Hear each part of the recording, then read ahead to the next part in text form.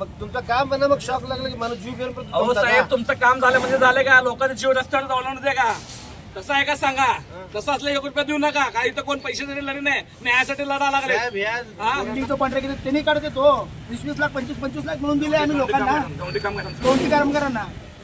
एवढा मोठा तुम्ही जवळपास 100-200 लोकांना तुम्ही सिटीमध्ये या सोलापूर सिटी सारख्या सिटीमध्ये तुम्ही म्हणजे कॉन्ट्रॅक्ट घेता, त्याच्यामध्ये तुम्ही ग्रुप इन्शुरन्स काढला नाही म्हणजे हे उपयोग काय सांगा ना मला. आता या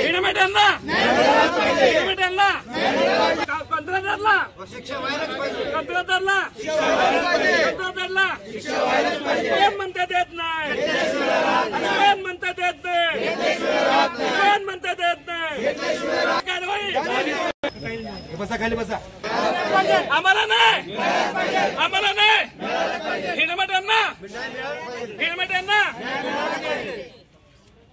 कॉन्ट्रॅक्ट घेतला. जसे काम करत होता तो घंटागाडी ड्रायव्हर होता. काल त्याची गाडी धुताना, घंटागाडी धुताना, तसंच त्याची सुद्धा मोटर धुत असताना त्याला करंट लागून जागेवरच तो मृत्यू पडला. ते महानगरपालिकेचा रॅम्प आहे, महापालिकेचा ठे आहे त्या काउंटरच्या ताब्यामध्ये. अजून हा हेल्मेट सुद्धा मक्तेदाराकडे काम करत होता. परंतु काम करत असताना जबाबदारी मक्तेदाराची महानगरपालिकेची.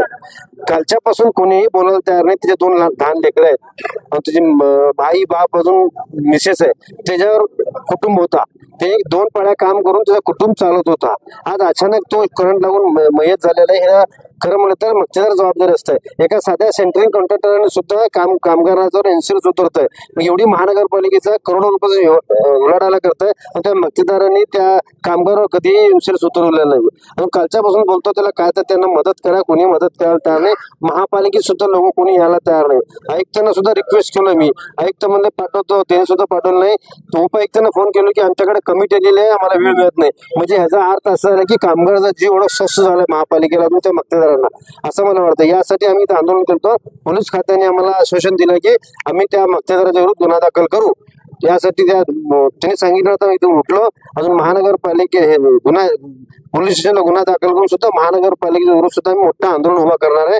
कारण शेवटी ह्या हेल्मेटला न्याय मिळाल्याशिवाय आम्ही गप बसणार नाही. कारण ज्या मक्तेदारांनी बॉडी इथं आणताना एवढं भोगस काम केलं त्यांनी की त्या मक्तेदारांनी काय लिहिलंय माहिती आहे का? त्या ठिकाणी स्वतःची मोटरसायकल धुताना त्याला करंट लागला. पण ठीक आहे बाबा, घंटागाडीचा ड्रायव्हर आहे, घंटागाडी धुवून तो मोटरसायकल धुतला. याचा अर्थ असा नाही की मग त्या ठिकाणी रॅम्प कोणाचा आहे? महापालिकेचा आहे.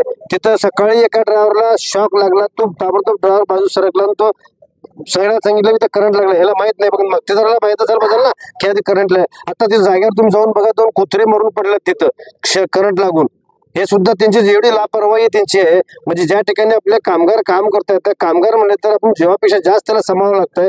ते घाणीचं साम्राज्य आहे, कचरा उचलतात, घाणीमध्ये हात घालून काम करतात. अशा लोकांना सुद्धा तुम्ही विचार करत नाही म्हणजे काय अर्थ आहे? त्यासाठी माझी एकच विनंती की महापालिकेवर सुद्धा गुन्हा दाखल व्हावा अशी माझी विनंती आहे. माझं नाव अश्विन कुमार मालवे. सदरच्या घनकचरा व्यवस्थापन मध्ये वॉटरग्रेस ही कंपनी सोलापूर महानगरपालिका येथे कचऱ्याचे टेंडर घेण्यात आलेले आहे 2024 मध्ये. त्या पद्धतीने आम्ही घनकचऱ्याच्या टेंडरचे सह मक्तेदार म्हणून आम्ही त्यांचे काम पाहत आहे. ह्याच्या अनुषंगाने सदरचे गोरसिद्धप्पा हिरेमठ हा आमच्याकडे RC कॉन्ट्रॅक्टर ड्रायव्हर म्हणून काम करत आहे व त्याच्या सेकंड शिफ्ट मध्ये काम चालू असताना तो पलीकडे HSR टाकी रॅम्प येथे ट्रान्सपोर्टेशन येते, तो तिथे रॅम्पवर त्याचे बाईक घेऊन गाडी तो स्वतः धुवत असताना त्याला करंट लागून त्याच्या जागीच मृत्यू पडलेला आहे. सदरच्या आमच्या कंपनीकडून त्याला 2 लाख रुपये आम्ही सध्या परिस्थितीत घोषित केलेले आहे त्यांच्या परिवाराकडे. अजून त्यांच्यात बाबा मिस्त्री व त्यांनी आम्ही बसून काय त्याच्यात अजून मार्ग चांगला निघेल त्या पद्धतीने आम्ही त्या कंपनीमार्फत त्यांना सहकार्य करून त्यांना न्याय मिळवण्याची माझी इच्छा आहे व मी करून देईन ही माझी शाश्वती गवाह आहे. इन्शुरन्स वगैरे काढलं होतं? हा, इन्शुरन्स वगैरे त्याचे काढलेलं आहे. ESI आणि PF त्या माध्यमातून 2-2.5-3 लाख जेवढ्या मिळतील त्याचा आम्ही पाठपुरावा करून ते पण आम्ही सहकार्य करून त्याला आम्ही त्यांच्या परिवाराला न्याय मिळवून देऊ. ग्रुप इन्शुरन्स काढण्यात आलं होतं? ग्रुप इन्शुरन्स हे आपल्या ह्याच्यामध्ये नाही आहे, म्हणजे आपल्या महापालिकेच्या नियमामध्ये नाही आहे. ESI आहे. ESI हे फक्त त्यांच्या दवाखान्यासाठी आणि परिवारासाठी आहे. ग्रुप इन्शुरन्स आम्ही काढलेले.